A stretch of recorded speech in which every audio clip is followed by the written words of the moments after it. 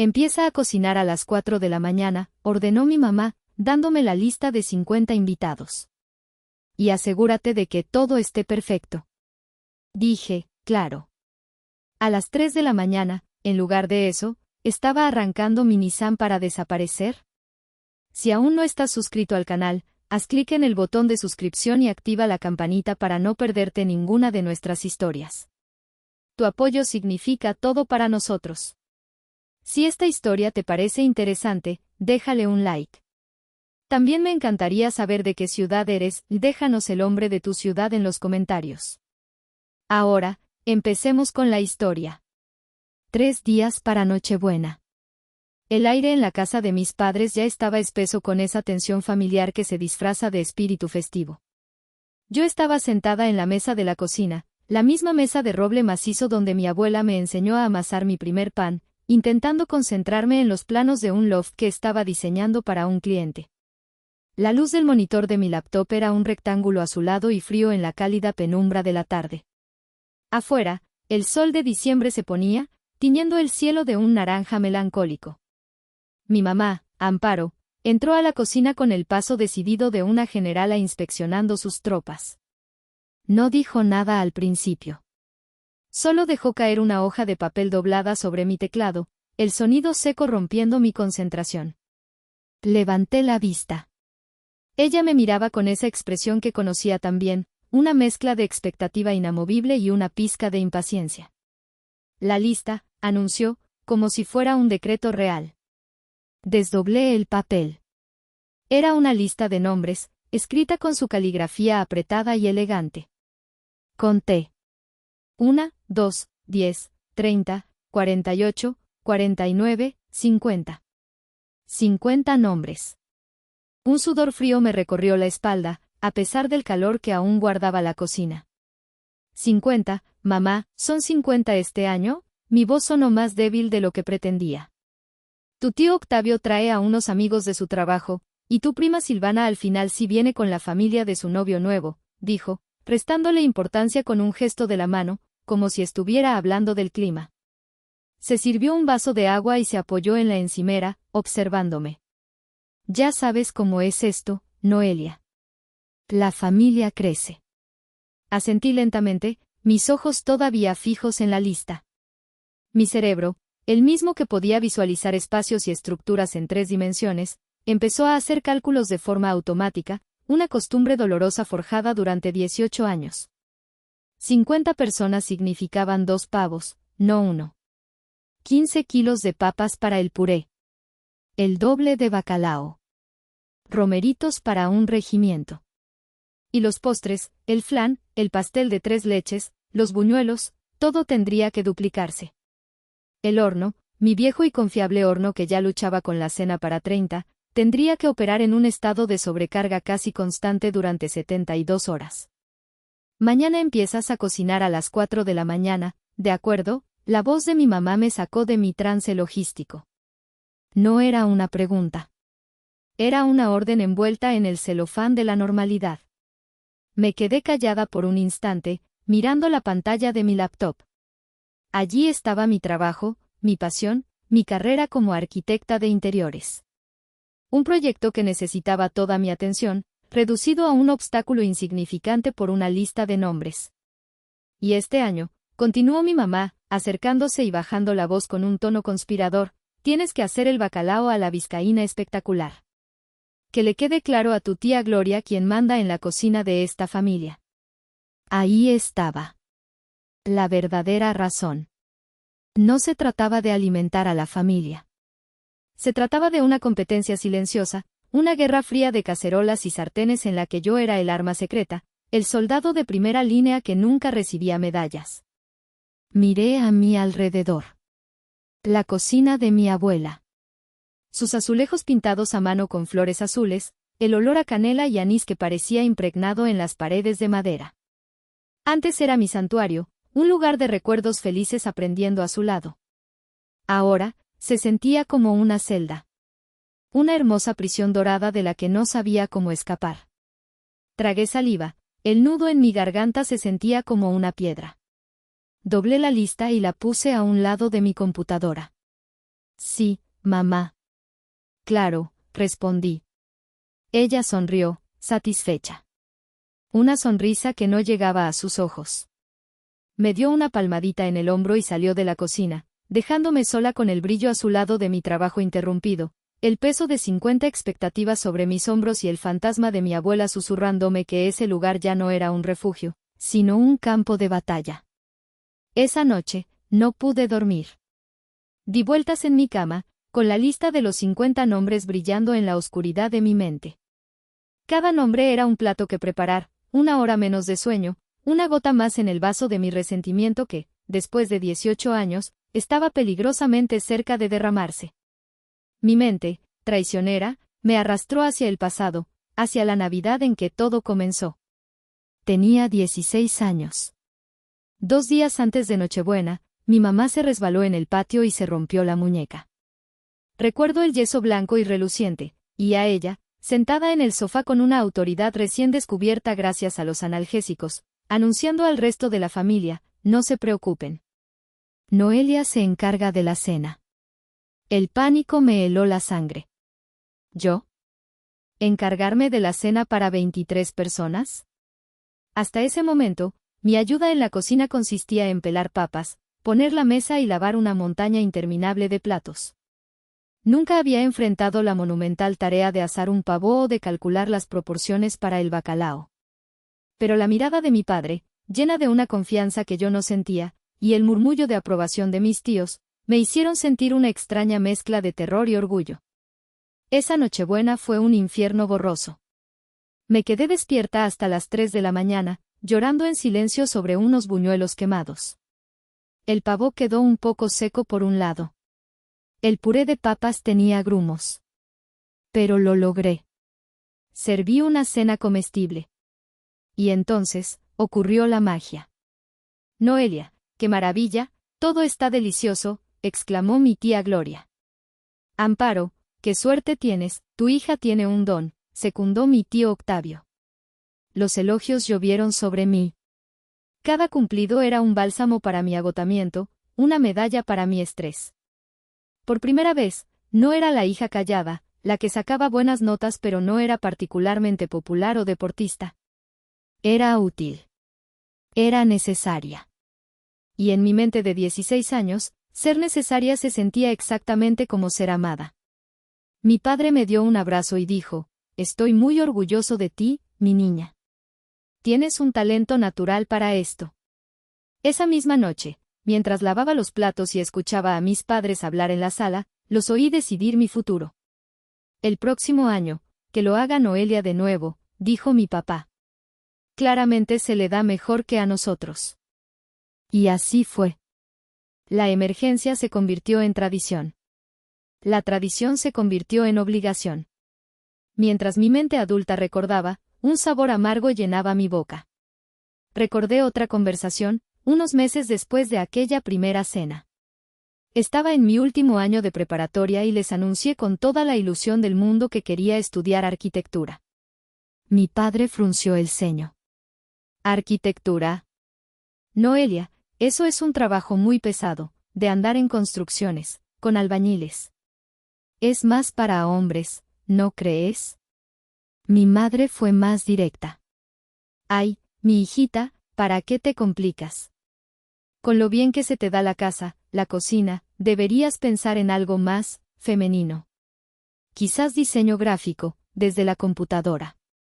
Sus palabras me aplastaron. Mi sueño, mi vocación, fue descartado como si fuera un capricho infantil. No vieron mi pasión por los espacios, mi habilidad para el dibujo técnico, mi fascinación por cómo la luz y la forma podían cambiar la vida de las personas. Solo vieron a una mujer, y le asignaron un rol. Con el corazón roto, seguí mi camino. Pagué mi propia carrera con becas y trabajos de medio tiempo, porque ellos consideraban que era una inversión arriesgada. Me gradué con honores. Monté mi propio estudio de diseño de interiores. Y en cada cena de Nochebuena, cuando algún familiar curioso me preguntaba por mi trabajo, mi madre intervenía, ay, anda muy ocupada con sus dibujitos en la computadora. Y luego, rápidamente cambiaba de tema, pero, ¿ya probaste el pavo que hizo? le quedó espectacular este año. La cocina se había convertido en el único escenario donde mis logros eran celebrados. Cada plato perfecto era una forma de gritarles en silencio: miren, soy buena en algo. Por favor, reconózcanme. Era una adicción. La droga era su aprobación, y yo era una adicta dispuesta a sacrificar mis noches, mis energías y mi propia festividad por una dosis más. Recordé la Navidad de hace un par de años. Mi hermano Damián, el hijo de oro, decidió que quería ser empresario. Su gran idea era abrir una cafetería de especialidad. Mis padres, sin dudarlo un segundo, le dieron una suma de dinero considerable para empezar, dinero que yo sabía que provenía de sus ahorros para el retiro. Hay que apoyar los sueños de los hijos, dijo mi padre con orgullo. La cafetería de Damián cerró en menos de 6 meses. Nadie lo culpó. El mercado está muy competido, fue la excusa familiar. Nadie le pidió que devolviera el dinero. Mientras tanto, yo seguía pagando el préstamo que pedí para comprar el equipo de cómputo de alta gama que necesitaba para mi trabajo. Un equipo que me permitía crear los dibujitos que mi madre mencionaba con tanto desdén. El resentimiento era una planta de raíces profundas y venenosas. Y esa noche, a 3 días de Nochebuena, con la lista de 50 nombres sobre mi mesita de noche, sentí como esas raíces finalmente comenzaban a quebrar los cimientos de mi paciencia. La memoria más dolorosa, la que actuaba como sal en una herida abierta, era la de la Nochebuena del año pasado. Fue la culminación de años de pequeñas faltas de respeto que se habían acumulado hasta formar una montaña de indiferencia. Todo comenzó con la llamada de mi prima Silvana, una semana antes de la cena. Noé, hola. Oye, un favorzote, empezó con ese tono cantadito que siempre usaba cuando quería algo. ¿Te acuerdas que te dije que iba a llevar a mi nuevo novio, Iker? Sí, claro, Silvana. Ya lo tengo en la lista, le dije, mientras mentalmente añadía un cubierto más a la mesa imaginaria. En ese momento, la lista era de, solo, 40 personas. Bueno, es que hay un detallito, continuó, alargando la palabra. Iker es, bueno, él es vegano. Y también es celíaco. O sea, 0 gluten, ¿crees que podrías prepararle algo especial? Me quedé en silencio, sosteniendo el teléfono. La cocina ya estaba en un estado de caos controlado. Tenía postres a medio hacer en el refrigerador, listas de compras que parecían manuscritos antiguos y un cronograma pegado en la pared que rivalizaba en complejidad con un plan de vuelo. Silvana, un menú completo para una persona es mucho trabajo extra, le dije, tratando de mantener mi voz calmada. Hay ensaladas, verduras asadas, seguro encontrará algo que pueda comer. Ay, Noelia, no seas así, su tono se volvió lastimero. Es su primera Navidad con la familia, quiero que se sienta bienvenido. ¿Qué tal una lasaña de vegetales con pasta sin gluten y queso de nueces? Vi una receta en Instagram, se veía súper fácil. Súper fácil. Me mordí la lengua para no gritar. Ella no tenía idea de lo que implicaba. Comprar ingredientes especiales y caros, usar utensilios separados para evitar la contaminación cruzada, ocupar un espacio precioso en el horno. Haré lo que pueda, cedí finalmente, porque eso es lo que siempre hacía. Cedía. La noche de la cena, presenté con orgullo mi creación, una pequeña lasaña vegana y sin gluten que me había costado una tarde entera preparar. Iker, el novio, la probó y dijo, está bien. Aunque la que hace mi mamá lleva un toque de albahaca fresca que le da más sabor.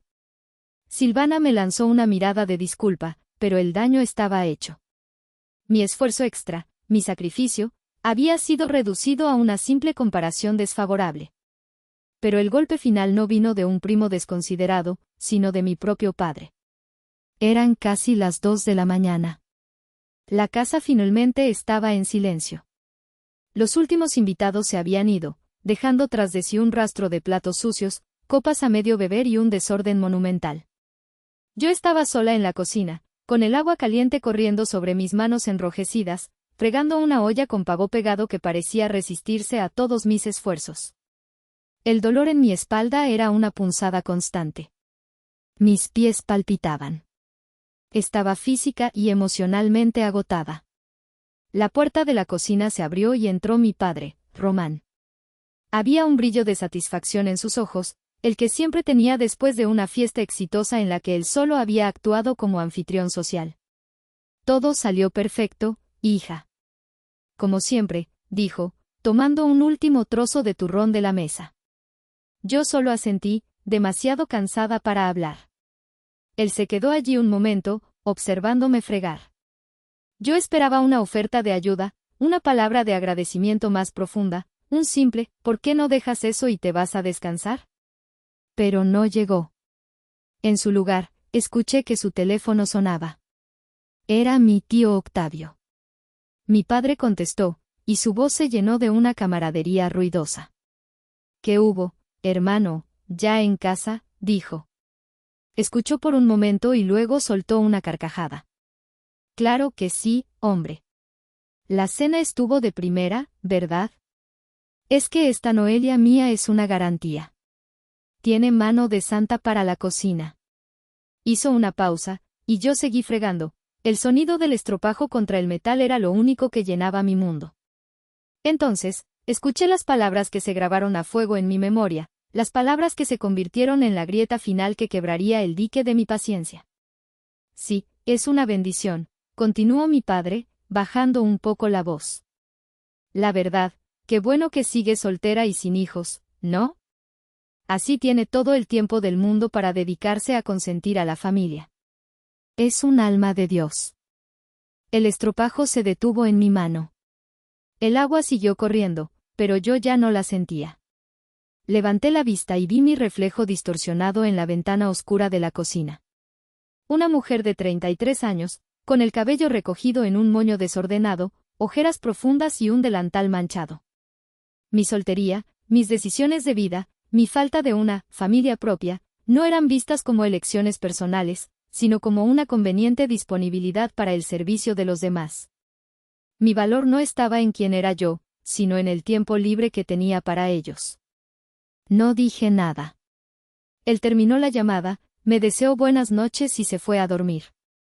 Yo me quedé allí, en la cocina silenciosa, sintiendo como una década de cansancio se convertía en una fría y pesada armadura de resentimiento.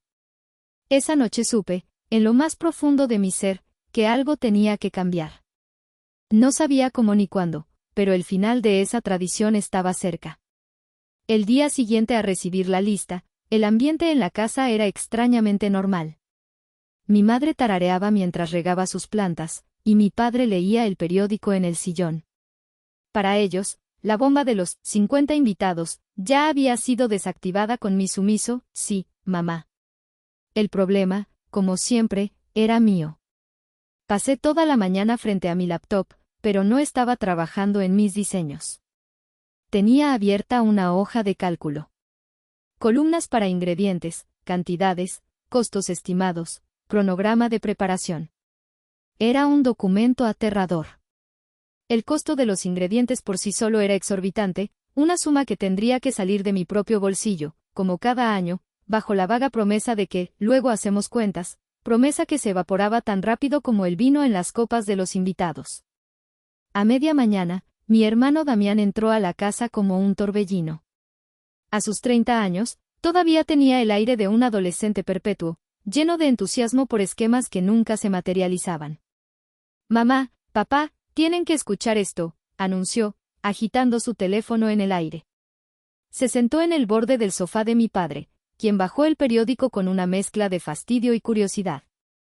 ¿Ahora qué, Damián?, preguntó mi madre, dejando su regadera. Criptomonedas. Bueno, no exactamente. Son NFTs, el futuro, se los juro. Hay un artista digital que está vendiendo una colección de, bueno, son como monos espaciales, pero el punto es que van a subir de valor como la espuma, es una oportunidad única, explicó, sus ojos brillando con la fiebre del oro digital. Yo seguí mirando mi pantalla, pero mis oídos estaban completamente atentos a la conversación. ¿Monos espaciales? Mi padre arqueó una ceja. Es arte, papá. Arte digital. Necesito una inversión inicial para comprar un par de ellos antes de que se agoten. Es ahora o nunca. Conozco a un tipo que triplicó su dinero en una semana. Pude sentir la vacilación de mis padres. Pero Damián era un experto en el arte de la persuasión familiar. Usó su encanto, su condición de hijo pequeño, el eterno consentido. Les vendió un sueño de riqueza fácil, un futuro donde su inversión se multiplicaría. Después de 10 minutos de su monólogo apasionado, mi padre suspiró. Está bien, dijo, levantándose. ¿Cuánto necesitas?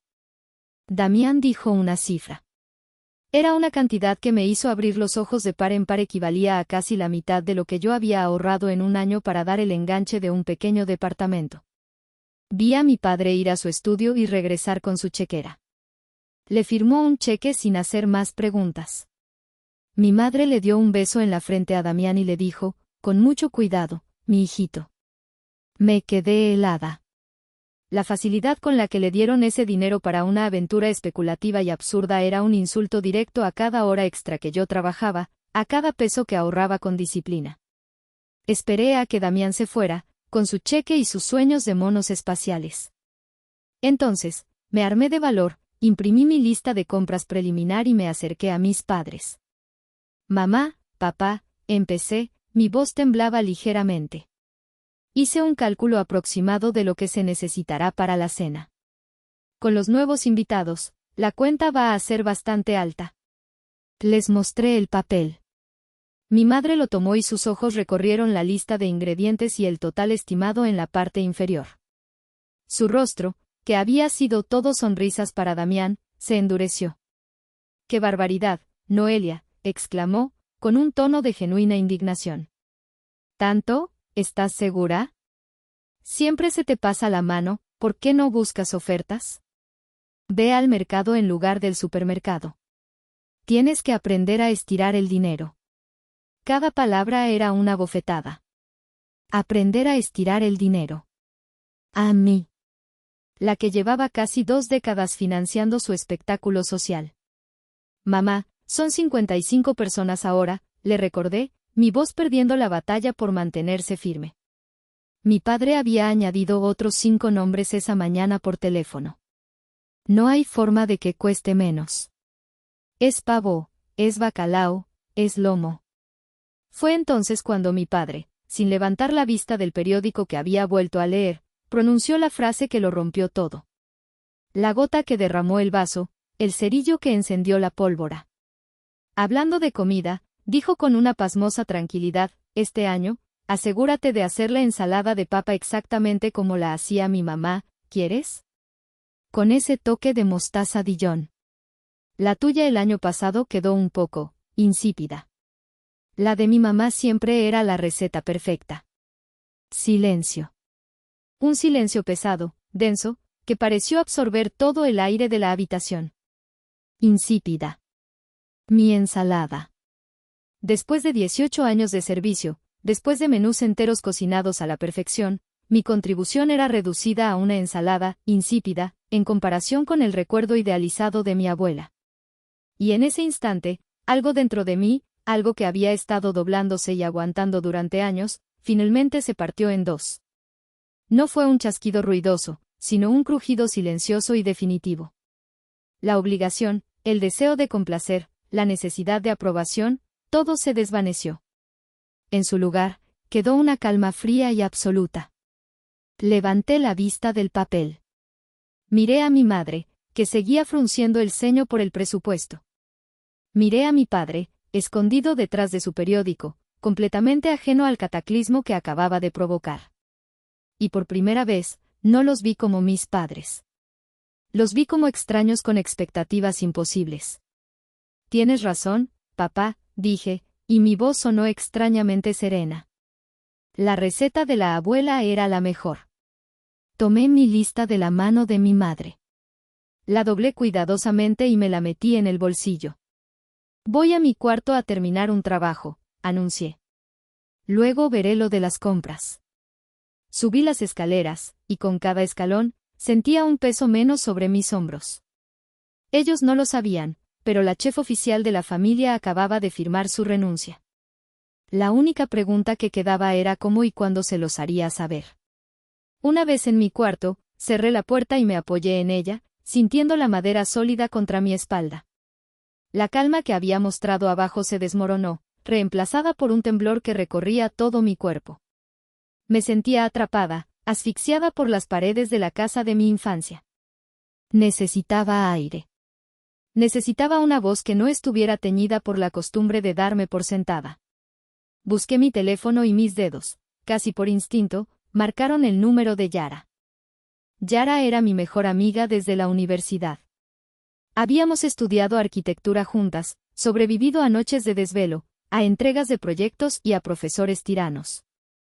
Mientras yo había decidido quedarme y construir mi carrera cerca de mi familia, ella había hecho lo contrario. Se había mudado a Puerto Vallarta, buscando el mar, la libertad y una vida lejos de las presiones familiares. Era mi ancla a la cordura, mi embajadora de un mundo donde las hijas no estaban obligadas a sacrificar sus festividades. Contestó al segundo timbrazo, su voz alegre y llena de sol. Noé, qué milagro, ¿ya estás en modo pavo apocalipsis?, bromeó. Y eso fue todo lo que necesité. La broma, la comprensión instantánea en su voz. Me senté en el borde de mi cama y las palabras empezaron a salir a borbotones. Le conté todo. La lista de 55. La orden de mi madre. La competencia con la tía Gloria. La ridícula inversión de mi hermano en monos espaciales. La facilidad con la que le dieron el dinero. La reprimenda que recibí por el presupuesto de la cena. Y finalmente, la estocada final, la ensalada insípida de mi padre. Hablé sin parar durante casi 10 minutos, un torrente de frustración y dolor acumulado durante 18 años. Cuando terminé, me sentía vacía, exhausta. Al otro lado de la línea, solo había silencio. Yara, ¿sigues ahí?, pregunté, temiendo que se hubiera cortado la llamada. Sigo aquí, respondió, pero su tono ya no era alegre. Era serio, casi feroz. Noelia, escúchame con atención, ¿estás loca? ¿O te has acostumbrado tanto a ser su esclava que ya no te das cuenta? Sus palabras fueron duras, directas, sin el filtro de la cortesía familiar. Y eran exactamente lo que necesitaba oír. No soy su esclava, Yara, empecé a decir, por pura costumbre defensiva. Ah, no, me interrumpió. Te dictan cuando empezar a cocinar. Te usan para sus competencias sociales. Ignoran tu carrera pero explotan tu talento en la cocina. Financian las estupideces de tu hermano mientras te regatean el dinero para alimentarlos a ellos y a 50 más. Y encima, te critican. Noelia, eso no es una familia, es un sistema de abuso glorificado como tradición. Cada frase era un golpe de realidad. Pude visualizarla, caminando por su balcón con vista al mar, gesticulando con indignación en mi nombre. ¿Y sabes qué es lo peor de todo?, continuó. Que tú lo permites. Sigues diciendo que sí. ¿Qué más puedo hacer?, susurré, sintiendo las lágrimas picar en mis ojos. Es mi familia. Pues quiérela desde lejos esta Navidad, exclamó. Noelia, tú eres una arquitecta increíble. Creas espacios hermosos y funcionales para que la gente viva mejor. ¿Por qué demonios dejas que ellos te conviertan en la sirvienta de la cocina de tu abuela? Ese lugar debería ser tu santuario, no tu prisión. Sus palabras me golpearon con la fuerza de una revelación. La cocina de mi abuela. Mi prisión. Tenía razón. Súbete a tu Nissan ahora mismo y maneja hasta acá, dijo de repente, su voz cambiando a un tono práctico y decidido. En serio. Empaca una maleta con shorts, tu traje de baño y tu laptop, si quieres. La casa es grande, tengo una habitación de huéspedes con una vista al mar que te va a encantar. Nuestra cena de Nochebuena será con camarones al ajillo, una botella de vino blanco helado y el sonido de las olas. Cero familiares molestos, te lo prometo. La imagen que pintó era tan seductora, tan imposiblemente perfecta, que me hizo reír entre lágrimas. Estás loca, Yara. No puedo hacer eso. ¿Por qué no?, desafió. ¿Qué es lo peor que puede pasar? Que tengan que pedir pizza, que tu mamá pierda su guerra fría contra la tía Gloria, que se den cuenta, por primera vez en 18 años, de que la comida no aparece en la mesa por arte de magia. Su lógica era irrefutable. La oferta, que al principio parecía una fantasía, de repente se sentía como un plan de escape viable. Una puerta de emergencia que siempre había estado ahí, pero que yo nunca me había atrevido a mirar. No sé, vacilé. Piensa en el amanecer, Noé. El primer amanecer en 18 años que no pasarás cortando cebolla. Piénsalo. La oferta está sobre la mesa. Solo tienes que tener el valor de tomar el volante. Colgamos poco después. Me quedé sentada en mi cama, el teléfono en mi mano, el eco de las palabras de Yara resonando en la habitación silenciosa. El valor de tomar el volante. La imagen de la carretera, del mar, de una Navidad sin un delantal, empezó a tomar forma en mi mente. Ya no era una fantasía. Era una posibilidad. Y por primera vez en mucho tiempo, sentí una chispa de esperanza. La decisión no fue un rayo de inspiración, sino una lenta cristalización. Después de hablar con Yara, pasé el resto de la tarde encerrada en mi cuarto, alternando entre mirar el techo y la hoja de cálculo en mi laptop. Cada celda llena de ingredientes y costos parecía una barra más en mi celda. Finalmente, apagué la computadora. No iba a haber hoja de cálculo. No iba a haber cena. La calma que sentí después de tomar la decisión fue casi antinatural. No había pánico, ni culpa abrumadora, solo una claridad helada. Mi mente, liberada de la carga de planificar un banquete para 55, comenzó a trabajar en un tipo de logística completamente diferente, la logística de la huida. Bajé a la cocina. Mi madre estaba viendo su telenovela en una pequeña televisión que teníamos allí. Apenas levantó la vista. Mamá, dije, mi voz sonaba sorprendentemente firme. He estado pensando. Para conseguir mejores precios y que todo esté más fresco, sobre todo el pescado y los mariscos para el bacalao, voy a ir al mercado de abastos de la ciudad vecina. Pero para encontrarlo mejor, necesito llegar muy temprano, cuando descargan los camiones. Mi madre me miró, ahora sí, con interés. La idea de ahorrar dinero siempre captaba su atención. ¿Qué tan temprano?, preguntó. Tendría que salir de aquí como a las 3 de la mañana, respondí, la mentira saliendo con una facilidad que me asustó. Así evito el tráfico y soy de las primeras en llegar. Compraré todo allí y regresaré para empezar a preparar las cosas más pesadas mañana mismo por la tarde. Una sonrisa de aprobación se dibujó en su rostro.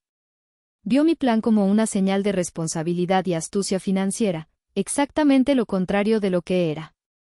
Esa es mi hija, dijo con orgullo. Inteligente y ahorradora. Claro que sí, me parece una idea excelente. ¿Necesitas el dinero ahora? Sí, por favor. Para tenerlo listo y no perder tiempo en la mañana. Fue a su habitación y regresó con un fajo de billetes. Me lo entregó, esta vez sin una sola queja sobre el costo. El dinero se sentía pesado en mi mano, como el precio de mi libertad. Con cuidado en la carretera, fue su única advertencia. El resto del día actué mi papel a la perfección. Hice una lista de compras falsa y la dejé a la vista sobre la mesa de la cocina. Limpié las encimeras, afilé los cuchillos y saqué las ollas más grandes del gabinete. Creé la ilusión de que estaba en plenos preparativos. Mi familia, al ver estas actividades familiares, se relajó. El orden natural del universo se mantenía, Noelia estaba en control de la Navidad. Esa noche, cuando todos se fueron a dormir, comenzó mi verdadera preparación. No saqué una maleta, sería demasiado obvio. Tomé una mochila grande de senderismo que no había usado en años. Con un cuidado meticuloso, empecé a empacar. No empaqué vestidos de fiesta ni tacones. Empaqué lo que Yara me había dicho, jeans, un par de shorts, camisetas de algodón, mi traje de baño. Empaqué mi laptop y su cargador, no porque planeara trabajar, sino porque contenía mi verdadera identidad, mi trabajo como arquitecta. Empaqué el libro que llevaba meses en mi buró, cuya primera página no había tenido tiempo de leer. Era una novela sobre una mujer que dejaba todo para viajar por el mundo. La ironía no se me escapó. Revisé mi auto, un Nissan March que había comprado con mi propio dinero. Llené el tanque de gasolina el día anterior. Revisé el aceite y la presión de las llantas. Mi pequeño auto, mi compañero de batallas diarias en el tráfico de la ciudad, se convertiría en mi carruaje de escape. Mi último acto fue en la cocina. La habitación estaba en silencio, iluminada solo por la débil luz de la luna que se filtraba por la ventana. Todo estaba impecable, listo para el caos que nunca llegaría. Abrí un cajón y saqué el viejo delantal de mi abuela. Estaba gastado por el uso, con pequeñas manchas de salsa de tomate y chocolate que nunca habían salido del todo. Olía a ella, a canela, a hogar. Durante años, ponerme ese delantal era como ponerme una armadura. Me daba fuerzas para enfrentar la larga jornada. Pero esa noche, al sostenerlo, sentí su peso de una manera diferente. Era el peso de la expectativa, de la tradición convertida en cadena. No lo tiré. No podía. Con un cuidado casi reverencial, lo doblé perfectamente y lo coloqué en el centro de la mesa de la cocina. Solo el delantal, sobre la madera desnuda. No dejé una nota. El delantal era mi nota. Era mi renuncia, mi despedida, mi punto final. Subí a mi cuarto, me puse la ropa más cómoda que tenía y esperé. Escuché el reloj de la sala dar las 2 de la mañana, luego las 2:30. A las 2:55 de la mañana, me puse la mochila, tomé las llaves de mi auto y mi cartera, donde el dinero de la cena descansaba como un pasaporte a una nueva vida. Salí de mi cuarto y bajé las escaleras conteniendo la respiración, evitando los escalones que sabía que crujían. La casa estaba en una quietud absoluta, un monstruo dormido que pronto despertaría hambriento y confundido. Abrí la puerta principal con un cuidado infinito, la cerré detrás de mí sin hacer ruido, y caminé hacia mi Nissan, una pequeña silueta plateada bajo la luz de la luna. El aire frío de la madrugada se sentía limpio, eléctrico, lleno de promesas. La libertad estaba a solo un giro de llave de distancia. Si llegaste hasta esta parte del video, significa que realmente te interesó la historia. Cuéntame en los comentarios qué opinas, escribe el número 1 para saber que estás aquí o dime desde qué parte de tu país me estás viendo. También puedes dejar cualquier pregunta y la responderé. Las 3 de la mañana. El motor de mi Nissan cobró vida con un murmullo suave, casi cómplice, rompiendo el silencio sepulcral de la calle. Apagué los faros delanteros mientras maniobraba para salir de mi lugar de estacionamiento, moviéndome en la oscuridad como una fugitiva. Solo cuando estuve al final de la cuadra, lejos de las ventanas de la casa de mis padres, encendí las luces, iluminando el asfalto vacío frente a mí. Un torrente de culpa me inundó. Imaginé a mi madre despertando, a mi padre confundido, el caos que se desataría. ¿Era una hija terrible? ¿Una egoísta? La programación de 18 años de complacer a los demás gritaba en mi cabeza. Por un instante, mis manos se aflojaron en el volante. Mi pie dudó sobre el acelerador. Podía dar la vuelta. Podía regresar, fingir que me había arrepentido de ir tan temprano y empezar a cortar cebollas como si nada hubiera pasado. Pero entonces, la imagen de mi padre diciendo, insípida, apareció en mi mente. La imagen del cheque en la mano de mi hermano. La imagen de mi reflejo en la ventana de la cocina la noche anterior. Apreté el volante con fuerza y pisé el acelerador. El pequeño auto respondió, lanzándome hacia la avenida principal, alejándome de la vida que conocía. La ciudad a esa hora era un esqueleto de sí misma. Semáforos parpadeando en amarillo intermitente, calles desiertas, edificios oscuros como gigantes dormidos. Conecté mi teléfono al sistema de audio del auto y puse una lista de reproducción que no había escuchado en años, llena de rock en español de mi época universitaria, canciones que hablaban de libertad, de romper cadenas, de ser uno mismo. La música llenó el auto, una banda sonora para mi rebelión. A medida que me incorporaba a la autopista, la culpa comenzó a disolverse, reemplazada por una sensación que casi no reconocía, la euforia. Cada kilómetro que pasaba era una capa de piel vieja que se desprendía.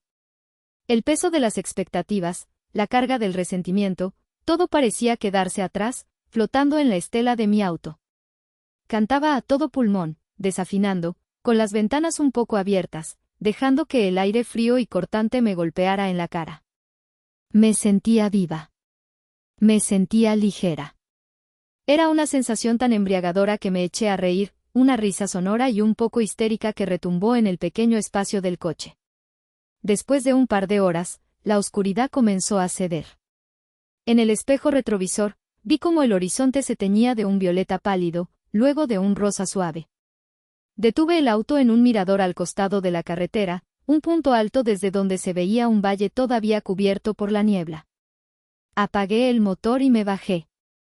El silencio era profundo, roto solo por el canto de algún pájaro madrugador. Me apoyé en el cofre de mi Nissan y observé el espectáculo. El sol comenzó a asomarse por detrás de las montañas, una bola de fuego anaranjada que pintaba el cielo con colores vibrantes. Era el amanecer del 23 de diciembre. El amanecer que, según el plan de mi madre, debería haberme encontrado de pie frente a la estufa, con las manos hundidas en la masa del relleno para el pavó. Pero estaba allí, viendo el amanecer más hermoso que recordaba haber visto en mi vida. Respirando aire puro. Sola, pero no solitaria. Libre. Las lágrimas empezaron a correr por mis mejillas, pero no eran de tristeza ni de culpa. Eran lágrimas de liberación. Lloré por la chica de 16 años que pensó que el amor era sinónimo de agotamiento. Lloré por la mujer de 30 y tantos que finalmente había encontrado el valor para elegir a sí misma. Cuando el sol estuvo completamente arriba, disipando la niebla del valle, me sentí renovada. Limpia. Me sequé las lágrimas, me subí de nuevo al auto y puse el motor en marcha. El resto del camino a Puerto Vallarta lo hice con una sonrisa en el rostro. El mar me esperaba. Yara me esperaba. Mi nueva vida, aunque solo fuera por unos días, me esperaba. Y por primera vez, la Nochebuena no se sentía como una condena, sino como una promesa. La promesa de paz. Llegué a Puerto Vallarta poco después del mediodía. El calor húmedo y el olor a sal me envolvieron en cuanto bajé del auto, un bienvenido contraste con el aire seco y frío de mi ciudad. Yara me esperaba en la puerta de su condominio con una sonrisa enorme y 2 copas de vino blanco helado. «Lo lograste, maldita sea, lo lograste», gritó, abrazándome con fuerza. Su apartamento era exactamente como lo había imaginado, luminoso, abierto, con un gran balcón que daba directamente al océano. Dejamos mis cosas en la habitación de huéspedes y pasamos el resto del día en la playa, sin hacer nada más que sentir la arena bajo nuestros pies y el sol en nuestra piel. Hablamos de todo y de nada. De su trabajo, del mío, de viejos amigos de la universidad. Evité deliberadamente el tema de mi familia. Quería, al menos por un día, fingir que no existían. La mañana del 24 de diciembre, me desperté con el sonido de las olas, no con el pitido de una alarma programada a las 4 de la mañana. Desayunamos fruta fresca en el balcón. Fuimos a nadar. Leí las primeras 50 páginas de mi libro. Fue la mañana de Nochebuena más pacífica de mi vida adulta. A lo largo del día, mantuve mi teléfono en modo avión. Sabía que al otro lado de esa pantalla se estaba librando una guerra, y no tenía ninguna intención de participar. Era el acto de autoconservación más radical que había cometido jamás. Por la tarde, mientras Yara y yo preparábamos nuestra cena, unos simples pero deliciosos camarones al ajillo, una ensalada caprese y pan de ajo, mi curiosidad finalmente pudo más que yo. Pero en lugar de sumergirme en el previsible caos de mi bandeja de entrada, decidí usar mi imaginación, alimentada por casi 2 décadas de experiencia. Cerré los ojos, con el aroma a ajo y mantequilla llenando el aire. La escena, la casa de mis padres, 5 de la tarde.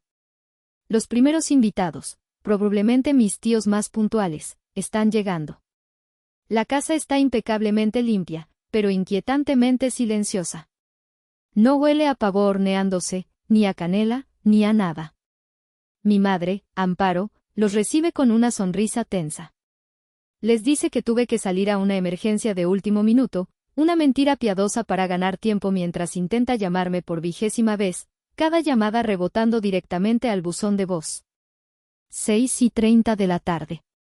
La mayoría de los invitados ya han llegado. El murmullo de confusión crece. Los niños corren por la sala, preguntando cuándo van a cenar. Mi hermano Damián, completamente ajeno a la crisis culinaria, probablemente esté en un rincón mostrándole sus NFTs a algún primo incauto. Mi padre, Román, empieza a verse pálido. La fachada de anfitrión perfecto se está resquebrajando. 7:30 de la tarde. El pánico es oficial. Mi madre, con los ojos rojos de llorar de rabia, finalmente confiesa, Noelia no está. Se fue. No sé a dónde. Se produce un silencio atónito, seguido de un caos de susurros y acusaciones veladas. La tía Gloria, la archienemiga de mi madre, probablemente luce una sonrisa maliciosa de satisfacción. 8:30 de la noche. Alguien, quizás mi pragmático tío Octavio, sugiere pedir comida. Descubren la dura realidad de la Nochebuena. Todos los restaurantes decentes están completamente reservados o cerrados. Mi padre, en un intento heroico y desesperado por salvar la noche, decide que puede cocinar. Saca un pavo congelado del fondo del congelador, sin darse cuenta de que necesita al menos 2 días para descongelarse de forma segura. 9:30 de la noche. El olor a plástico quemado inunda la casa. Mi padre intentó descongelar el pavo en el microondas y derritió el envoltorio. La cocina, mi antiguo dominio, ahora es una zona de desastre. Damián, finalmente dándose cuenta de la gravedad de la situación, y de que no habrá cena para impresionar a sus amigos, intenta pedir pizzas.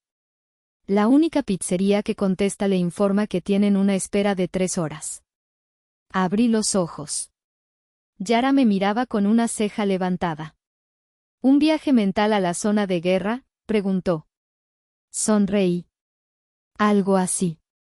Cenamos en el balcón. El cielo estaba lleno de estrellas. El sonido de las olas era nuestra música de fondo. Hablamos, reímos. Fue una cena sencilla, íntima y absolutamente perfecta. Cerca de las 11 de la noche, mientras apurábamos la botella de vino, finalmente sentí que estaba lista. Saqué mi teléfono del modo avión. La pantalla se iluminó como un árbol de Navidad frenético. 37 llamadas perdidas. 58 mensajes de WhatsApp. Notificaciones de todas mis redes sociales. Ignoré todo y fui directamente al mensaje de la única persona cuya opinión me importaba en ese momento, mi tía Inés, la hermana de mi padre, la única que siempre me había mirado con compasión en lugar de expectativa. Su mensaje era largo. Lo leí en voz alta para Yara. Noelia, mi niña. No voy a preguntarte dónde estás, solo espero que estés bien y en paz. Te lo mereces. Lo de aquí fue una catástrofe anunciada. Tu mamá pasó de la negación a la furia y ahora está en la etapa del llanto dramático. Tu papá casi incendia la cocina intentando descongelar un pavo. Damián finalmente consiguió 10 pizzas a las 10:30, pero estaban frías. La gente está comiendo papitas y galletas saladas. Tu tío Octavio se quejó de que la tradición se ha perdido, y tu prima Silvana estaba furiosa porque Iker solo podía comer aceitunas. Honestamente, es un desastre, pero también es revelador. Nadie sabía qué hacer sin ti. Nadie se dio cuenta del trabajo que hacías. No te sientas culpable. Ni por un segundo. Disfruta tu noche. Con cariño, tu tía Inés. Terminé de leer y miré a Yara. Ella levantó su copa. Por la revelación, dijo. Choqué mi copa con la suya. Por la revelación, repetí, y por primera vez en 18 años, sentí el verdadero espíritu de la Navidad, no era servicio, era paz. Pasé 2 días más en Puerto Vallarta, un periodo de descompresión que necesitaba desesperadamente. Fueron días de sol, lectura y largas conversaciones con Yara que me ayudaron a construir una armadura emocional para lo que sabía que me esperaba en casa.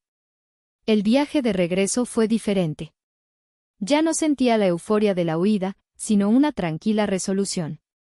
Sabía que el silencio y la evasión no podían durar para siempre.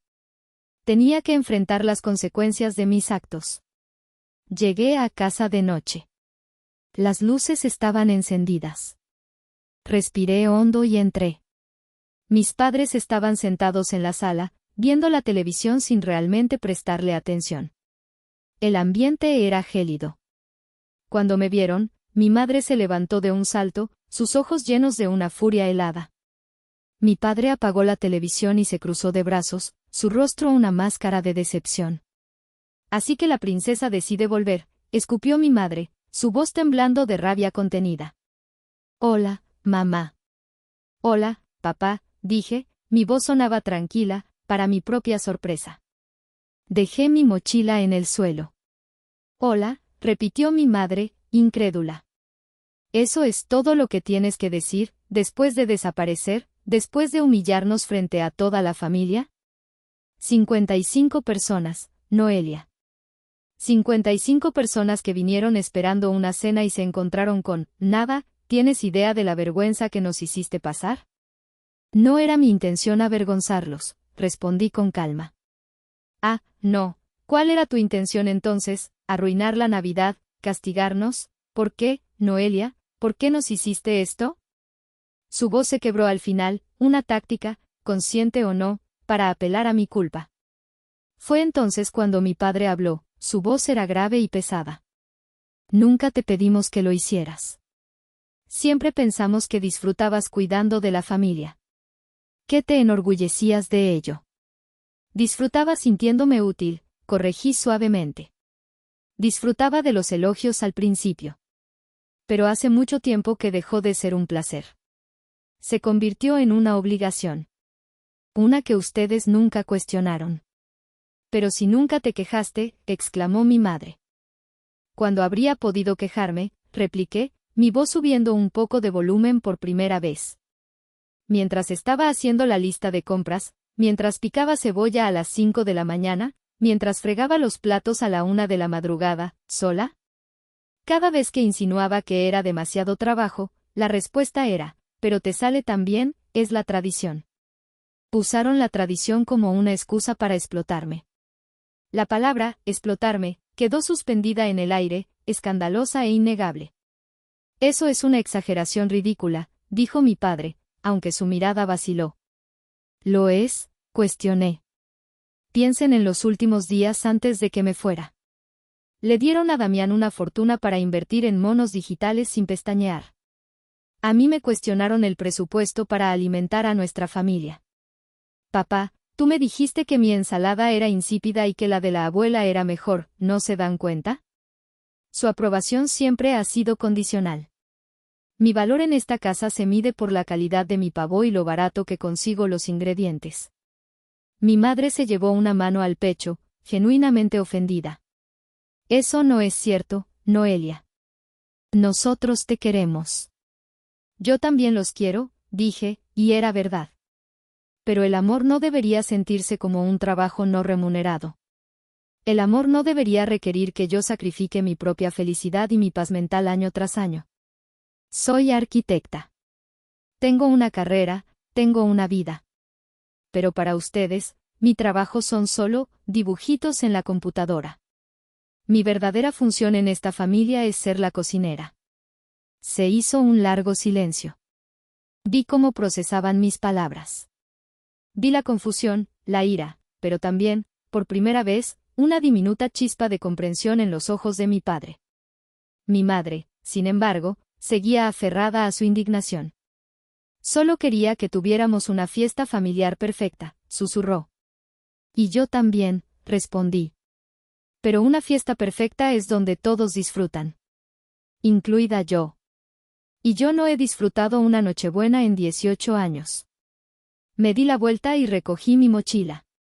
Necesito descansar. Hablaremos más mañana. Subí las escaleras, dejando atrás a 2 personas que, por primera vez, se veían obligadas a contemplar el verdadero costo de su perfecta tradición familiar. No había ganado una batalla, pero había abierto una conversación que llevábamos casi 2 décadas evitando. Y eso, para mí, ya era una victoria. Las semanas que siguieron a mi regreso fueron tensas y extrañas. La casa estaba llena de conversaciones a medias y silencios incómodos. Algunos miembros de la familia, como mi tío Octavio y mi prima Silvana, me declararon la guerra fría, ignorándome en las reuniones posteriores y hablando de mí a mis espaldas.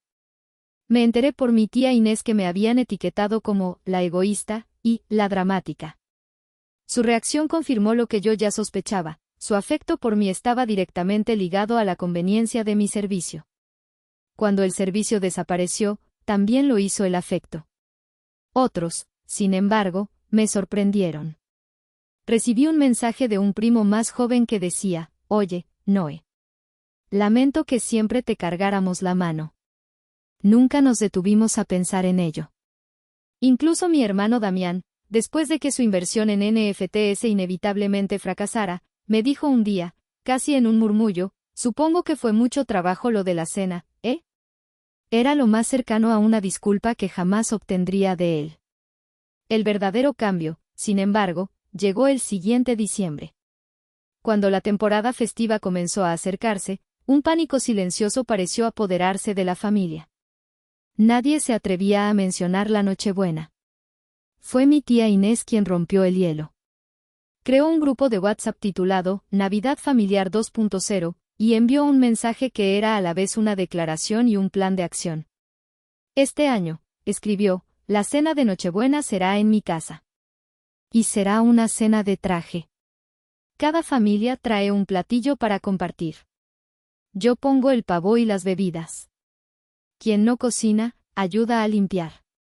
El objetivo es estar juntos, no trabajar para los demás». El alivio en el grupo fue casi palpable. Esa Nochebuena fue diferente. La casa de mi tía no era tan grande como la de mis padres, y estábamos un poco apretados. Faltaban algunas caras, los parientes más ofendidos habían decidido hacer sus propios planes. La mesa no estaba tan espectacularmente coordinada. Había 3 tipos diferentes de ensalada de papa y nadie había traído suficientes servilletas.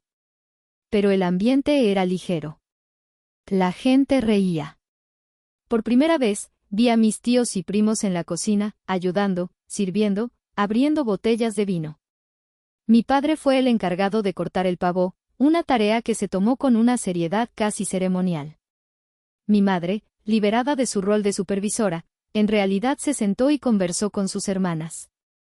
Yo llevé un postre, un tiramisú que siempre había querido hacer pero nunca tenía tiempo. Cuando lo puse en la mesa, nadie dijo si era mejor o peor que el de años anteriores. Solo dijeron: «Gracias, Noelia. Se ve delicioso». Y eso fue suficiente. Me senté, comí mi cena mientras todavía estaba caliente, y participé en las conversaciones. Escuché las historias de mis sobrinos, me reí de los chistes de mi padre. Vi a mi hermano Damián lavando un plato. Y en ese caos imperfecto y colaborativo, encontré la fiesta familiar perfecta que mi madre siempre había querido. Me di cuenta de que mi acto de rebelión no fue un acto de destrucción. Fue un acto de reconstrucción.